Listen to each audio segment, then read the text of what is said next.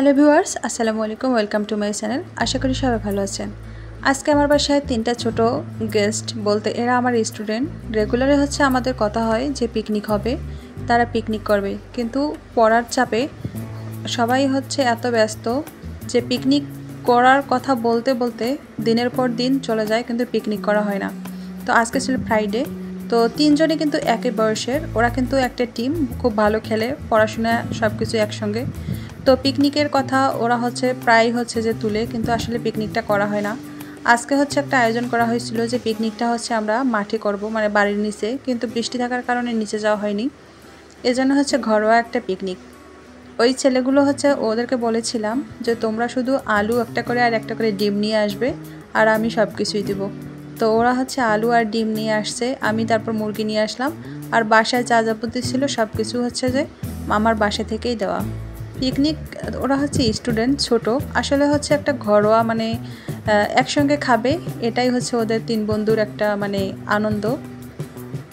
তারপর ওরা কিন্তু আমার স্টুডেন্ট, আমি কিন্তু ওদের পড়াই। তো ওরা ডিম আর এগুলো নিয়ে আসছে, পরে আমি ওদেরকে টাকা দিয়ে দিলাম। ওরা মুরগি নিয়ে আসছে, নিচে মুরগির দোকান আছে, সেখান থেকে নিয়ে আসছে। আসলে ওদের এভাবে খাওয়াটার মানে মজাটাই হয়তো বা আলাদা। তো মুরগি নিয়ে আসলাম, আমাকেই যে কাটাকাটি রান্না করতে হবে। আর আমার পাশে আরেকজন আছে, ওও পিকনিকে অংশগ্রহণ করছে। তো আমরা 2জন বড় ছিলাম, আর ওরা তো ছোট মানুষ। ওরা অনেক মজা করছিল, গেম খেলছিল, তারপরে গল্প করছিল, তারপরে কার্টুন দেখছিল। আর রান্নাগুলো কিন্তু আমাকেই করতে হয়েছে, এগুলো রেডি করা, মুরগি কাটাকাটি, ধোয়াধুয়ি, রান্না করা। তো আজকে ছিল শুক্রবার, বাজারটা আমাদের 11টার সময় নিয়ে আসা হয়েছে। আমরা আজকের রান্নাতে করব আলু দিয়ে ডিম, মানে ডিম আলুর ডাল, আর মুরগি ভুনা, থাকবে সাদা ভাত আর সালাদ। সামান্য এইটুকু আইটেম দিয়ে যে আজকের পিকনিকটা। আর এটা যে আমার বাসায় করা হচ্ছে। বড়দের সঙ্গে সব কিছু ভাগাভাগি, একসঙ্গে পথ চলা, চলতে চলতে অনেক সময় ছোটদের সঙ্গে চলবেন, ছোটদের সঙ্গে অনেক কিছু শেয়ার করবেন, ভাগাভাগি করে চলবেন, দেখবেন যে এটার ফিলিংসটাই একটা অন্যরকম। আমার কিন্তু ছোট মানুষদের সঙ্গে মিশতে খুব ভালো লাগে, কারণ এদের মনগুলো অনেক নিষ্পাপ হয়। তারা এই ছোট ছোট বাচ্চাগুলো মন দিল অনেক খোলা, এদের মধ্যে কোনো অহংকার নেই, এদের ভিতরে কোনো মানে কোনো কিছুর অহংকার তো নেই। তারা হিংসাও করে না, এই জন্য ছোট মানুষদেরকে আমার খুবই ভালো লাগে। আর এদিকে ওরা কার্টুন দেখছিল, আজকে ফ্রাইডে, তাই ওদের ছুটি, ওরা পড়াশোনা করছে না।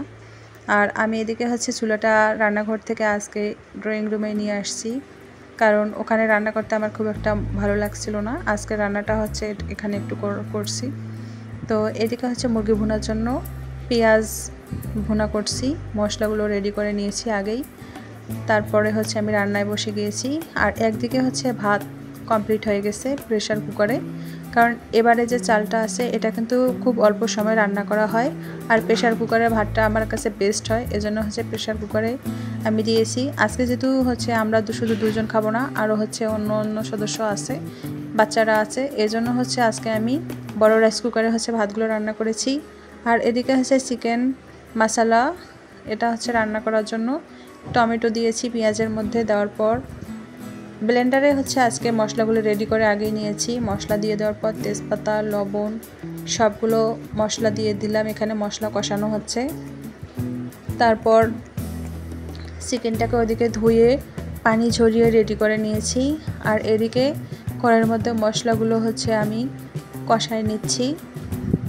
মশলা কষানো হলে মুরগি রান্নাটা অনেক ভালো হয়, কালারও অনেক ভালো আসে। সামান্য একটু পানি দিয়ে দিলাম যাতে মশলাটা ভালো করে কষানো হয়।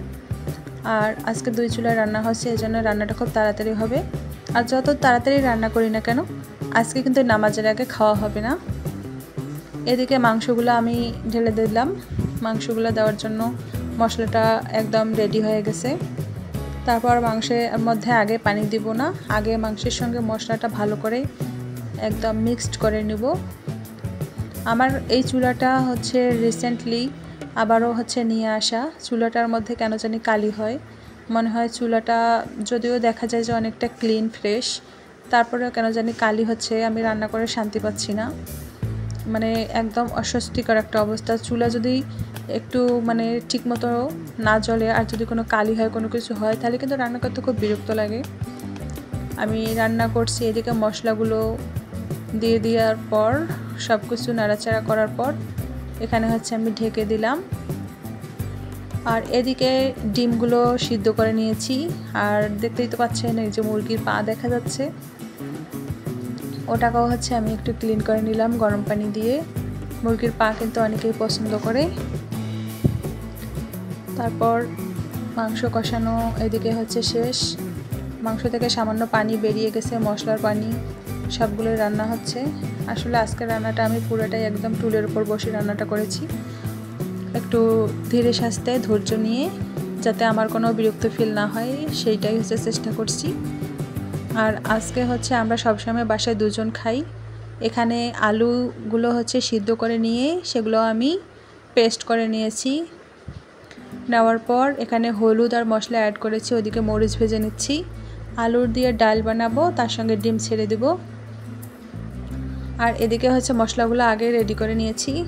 আপনারা কিন্তু জানেন বগুড়ায় কিন্তু আলু ঘাটি খুবই জনপ্রিয়, উত্তরবঙ্গের একটা ট্র্যাডিশনাল খাবার। আর এটা হচ্ছে বগুড়ায় খুবই জনপ্রিয়। এই যে আলুর ডাল দিয়ে হচ্ছে যে ডিম, তারপর হচ্ছে মাছ দিয়ে মাংস দিয়ে আলু ঘাটি করা হয়। নতুন আলু এভাবে যদি ডাল করেন আলু দিয়ে তাহলে কিন্তু খেতে খুব মজা হয়। তো ডিমগুলো এখানে ভুনে তারপর হচ্ছে আলুর ডালের জন্য পেঁয়াজ আর তারপরে বাকি মশলা অ্যাড করার পর আলুর সঙ্গে আগে হচ্ছে যে আমি দিয়ে দিছিলাম হলুদগুলো। আর এদিকে দেখেন আমার ডিম আলুর ডাল আর হচ্ছে মুরগি মাংস একদম রেডি হয়ে গেছে। ভাতটাত নিয়ে এসে আমি তাদের মানে রেডি করে দিচ্ছি, সালাদ টালাদ সব কিছু। আজকে হচ্ছে খাওয়া দাওয়াটা আমাদের নিচে করার কথা ছিল, কিন্তু হলো না। সবার খুব শখ যে তারা হচ্ছে নিচে বসে খাবে। তো আজকে নিচে বসেই হচ্ছে যে আমাদের এই ছোটো বাচ্চাদের পিকনিক। তারা কিন্তু অনেক খুশি। তাদেরকে আমি জিজ্ঞাসা করলাম যে কেমন লাগছে, তাদের নাকি খুবই ভালো লাগছে। তো এটা হচ্ছে আসলে পিকনিকে এটাকে আমরা বলবো ঝোলাপাতি, ঠিক আছে, চড়ুই ভাতি। তো আজকে চড়ুই ভাতিটা আমার কাছে কিন্তু ভালো লাগছে। মাঝে মাঝে হচ্ছে যে হয়তোবা ফ্যামিলি সদস্য ছাড়াও যদি অন্যদের সঙ্গে খাওয়া দাওয়াটা ভাগাভাগি করে খাওয়া যায় তাহলে আমার কাছে মনে হয় যে মজাই হয় অনেক। তো বাচ্চাগুলো হচ্ছে অনেক খুশি, এজন্য আমিও অনেক খুশি। আর আপনাদের ভিডিওটা আজকে কেমন লাগছে অবশ্যই লাইক কমেন্ট করে জানাবেন। সবাই ভালো থাকবেন, সুস্থ থাকবেন। আজকের মতো বিদায়, আল্লাহ হাফেজ।